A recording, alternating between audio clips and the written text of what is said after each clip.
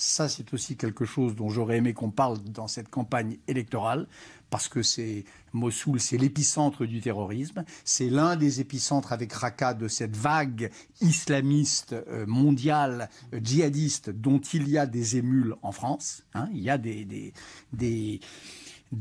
Français fascinés par le djihadisme, et pas seulement ceux qui passent à l'acte. Il y a aussi des intellectuels qui ont des indulgences pour Par exemple, quand vous parlez d'intellectuels qui ont des complaisances coupables, pour les citer. Pour l'islamisme radical, par exemple, Tariq Ramadan a des indulgences coupables pour l'islamisme radical. Par exemple, tous les intellectuels qui nous disent que l'islamisme radical, c'est un problème de banlieue, c'est un problème de misère sociale, c'est parce qu'on a eu des problèmes quand on était enfant, etc. Ils ont des indulgences pour l'islamisme radical. Donc la bataille de Mossoul, elle permet de poser la vraie question de ce que c'est que ce troisième totalitarisme. Donc ça, c'est un vrai sujet. Après, est-ce que l'Irak peut survivre comme État? Je ne crois pas.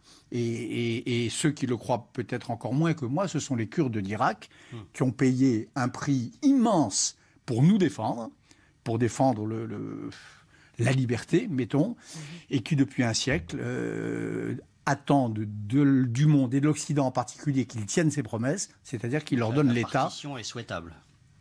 Oui, bien sûr. La partition sera, parce que c'est toujours la question dans ces histoires-là. Est-ce que la partition sera une source de désordre supplémentaire ou est-ce que ce sera un élément de stabilité? En l'occurrence, ça sera un élément de stabilité. Pour une raison très simple.